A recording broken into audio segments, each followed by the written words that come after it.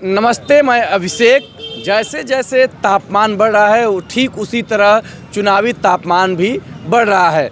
मैं इस समय मौजूद हूँ मऊ जनपद के मोहम्मदाबाद ब्लॉक में, यानी कि मोहम्मदाबाद कस्बे में, मोहम्मदाबाद विधानसभा में।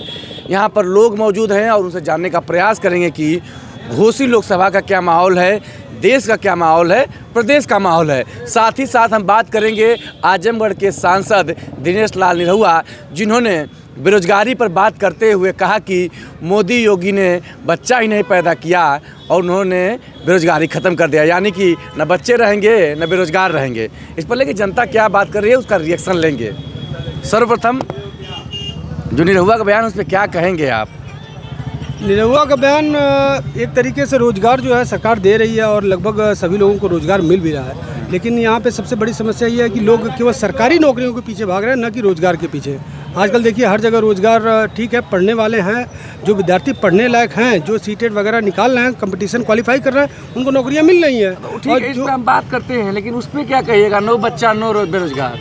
नहीं, ऐसी बात नहीं है। ये सारी चीज़ें हैं जिसके पास बच्चे हैं, अभी बच्चे पढ़ रहे हैं। ये भारत जो है युवाओं का देश है। भारत में जो है ये कहा जाता है युवाओं का देश है और ये सबसे तेज़ आगे बढ़ने वाला देश है आज की डेट में। ये हो सकता है कि उनकी कुछ कहने के पीछे कोई और मानसिकता रही हो, लेकिन तो बच्चा होना चाहिए कि नहीं होना चाहिए? तो ये स्वाभाविक बात है, सभी लोग अपना वंश बढ़ाना चाहते हैं और सबका वंश बढ़ेगा। तो सांसद जी आप कह रहे हैं कि और हमारे योगी जी और माननीय मोदी जी की बात अगर हम करें तो उनके ऐसा तो कोई है ही नहीं जो त्याग पुरुष हैं। वो त्याग पुरुष है जो सब कुछ त्याग करके केवल अपने देश के लिए, अपने मातृभूमि के लिए जो चलना है, उनकी हम तुलना किसी से नहीं कर सकते। आते हैं फिर क्या कहेंगे निरहुआ का जो नो बच्चा नो बेरोजगारी? बोला क्या कहेंगे? चलिए, क्या कहेंगे भैया?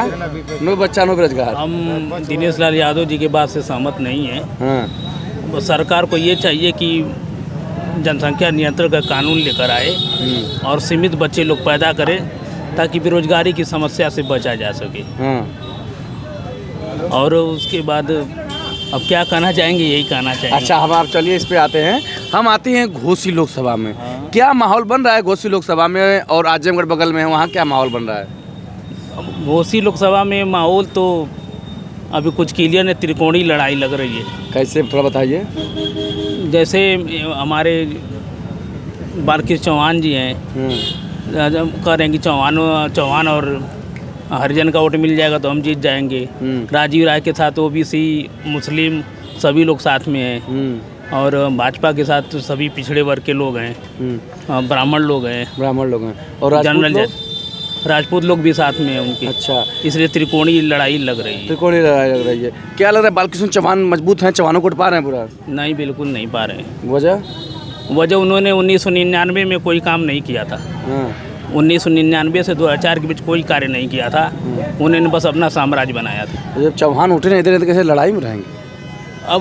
अब जो एससी बिरादरी के लोग हैं, जैसे चमार बिरादरी, वही उनको जिता रही है। तो एक जाति से तो जीतेगा नहीं? नहीं, तो तीसरे नंबर पे रहेंगे मेरे हिसाब से। अच्छा, और ये सपा वाले राजीव राय को क्या बताएं हमको, जो लड़ाई में रहेंगे तीनों लोग। हाँ, और अरविंद कैसे नेता हैं? ओम प्रकाश राजभर के बेटे, युवा नेता हैं, अब विकास की उम्मीद है, अच्छा काम करेंगे। हाँ, और ओम प्रकाश राजभर कैसे नेता हैं?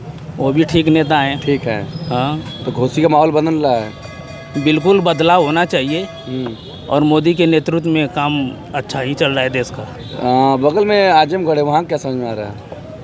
आजमगढ़ में हम कुछ नहीं बता सकते, हम अपने क्षेत्र के वासी हैं तो। अच्छा, हमें उसके बारे में पता। आपसे हम जानना चाहते हैं क्या घोसी का मिजाज समझ में आ रहा है? घोसी में क्या कुछ पक रहा है, क्या चल रहा है? घोसी में जनता AK शर्मा के नाम पे वोटिंग करेगी। हाँ। AK शर्मा जी ने जितना काम कर दिया पिछले 2 साल के अंदर, उतना आज तक जो है स्वर्गीय कल्पनाथ राय जी ने किया था। और आज कल्पनाथ राय जी के रूप में ये दूसरे नए चेहरे उभर के सामने आए हैं जो कि विकास पुरुष के नाम से जाना जा रहा है जिनको। AK शर्मा खुद टिकट की दावेदारी कर रहे थे, जो सुनने में आ रहा था, इतना काम कर रहे थे, तो अरविंद राजभर को AK शर्मा वोट दिलवा पाएंगे? नहीं, वो टिकट की दावेदारी कभी किए ही नहीं थे। वो केवल अपने आप को, जो उनको दायित्व मिला था, देखिए ये संगठन है, ये संगठन को जो दायित्व मिलता है, जिसको भी जो दायित्व मिलता है, वो अपने हिसाब से और अपने पूरी निष्ठा के साथ कर्तव्य का पूरा पालन करता है। इस कारण से जो है वो अपना काम कर रहे थे और विकास पुरुष के नाम से इसीलिए उनको भेजा गया था यहाँ पे विकास करने के लिए, उन्होंने विकास किया। हम आते हैं इस वर्तमान चुनाव पर। आपने कहा जाति समीकरण से त्रिकोणीय लड़ाई है, आपको क्या समझ में आ रहा है?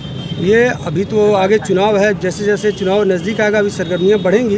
अभी स्थितियाँ तो सभी सामान्य है, सभी लोग एक दूसरे को देख रहे हैं। कुछ लोगों का ये आकलन है कि हो सकता है कुछ लोगों का टिकट कटे फिर दूसरे नए आए, तो ऐसी सारी संभावनाएं चल रही हैं। अब जब तक पर्चा दाखिला ना हो जाता है तब तक कुछ कहा नहीं जा सकता। अरविंद राजभर को लेकर क्या सोच रहे हैं आप लोग? संगठन है, एनडीए के वो प्रत्याशी हैं, तो इस वजह से पूरे भाजपा उनके साथ खड़ी है। पूरी भाजपा खड़ी है, एकदम खड़ी है। कार्यकर्ता तो कह रहे हैं कि उनके पिताजी गाली भी दिए थे, नाराज है, माफ़ी भी मांग रहे हैं। ये सारी चीज़ें हैं, उन्होंने माफ़ी भी मांगी।